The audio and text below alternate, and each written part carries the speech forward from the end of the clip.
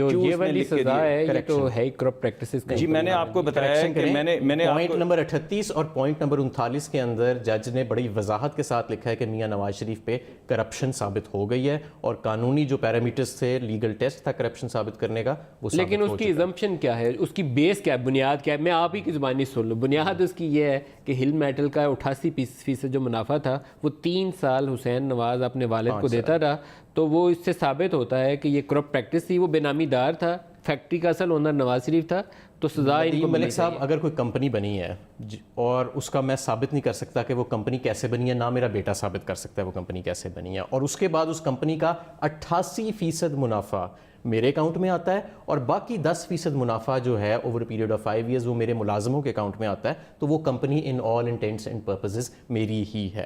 دنیا کے تمام قوانین میں یہاں پہ آپ بیشک برطانیہ کا کمپنیز لاء دیکھ لیں, سارا کچھ دیکھ لیں, ایک کمپنی کا فساد ہوتا ہے اور اس کے پیچھے ریئل اونر ہوتا ہے, اور اسپیسیفک پروویژنز موجود ہوتی ہیں جہاں پہ پروسیکیوشن کے پاس اختیار ہوتا ہے کہ جب فیکٹس ڈٹرمن کریں یا فیکٹس پوائنٹ کریں کہ یہ فساد کے طور پہ کمپنی یوز ہو رہی ہے, تو اس فساد کو ہٹا دیا جاتا ہے اور اس کے ایکچوئل اونر کے پیچھے جایا جاتا ہے, اور لمیٹڈ لائبلٹی کا کانسیپٹ آپ کا خیال ہے کہ کافی مضبوط ثبوت کافی ہے. یہی میرے خیال میں تو جو ججمنٹ لکھی میں تھوڑا سا آپ کو میں ذرا اس بات کا اسپیسیفک جواب دینا جب بھی آپ مناسب سمجھے میں اس بات کا بھی جواب دینا آپ کی اجازت سے.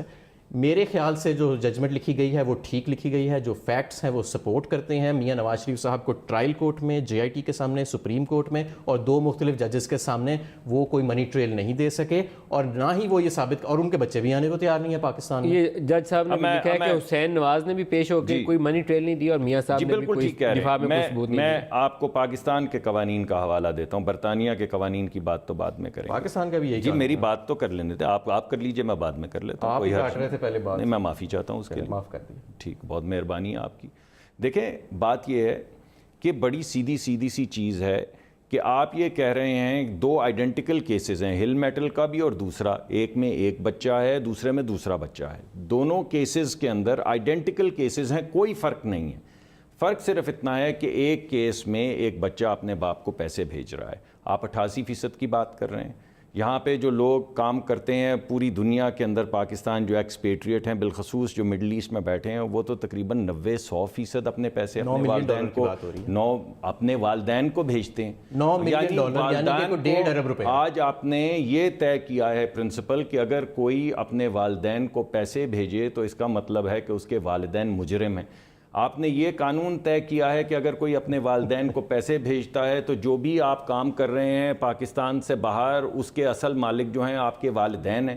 یہ آپ قانون طے کر رہے ہیں. یعنی آج کے بعد ہر ایک کو یہ سوچنا چاہیے اپنے ماں باپ کو, بہنوں کو پیسے بھیجتے وقت کہ کہیں اس کو استعمال کر کے ان کو قید کی کال کوٹری تو نہیں پھینکا جائے گا. تو یہ تمام سوالات نہ نواز شریف صاحب کی ملکیت ثابت ہو سکی, نہ یہ ثابت ہو سکا کہ نواز شریف صاحب کے پیسوں سے یہ اثاثے خریدے گئے ہیں, نہ یہ ثابت ہو سکا. سر ایک سوال میں پوچھ لوں, ملکیت کس کی ثابت ہوئی؟ ملکیت تو مانی ہوئی ہے, دونوں بچے ملکیت مانتے ہیں اور کہتے ہیں کہ ہم نے اپنے دادا سے پیسے لیے ہیں. بھائی وہ آپ آئیں گے, میں ان کا ذمہ دار تو نہیں ہوں نا. نواز شریف صاحب ان کے بیٹے آئیں گے, یہ بڑی کنوینئنٹ بات ہے کہ آدھا کیس ڈال دیا ہے مرحوم والد صاحب پہ جو اب اس دنیا میں نہیں ہے, باقی آدھا بچوں پہ ڈال دیا اور وہ ان کو آنے کی اجازت نہیں دے رہے.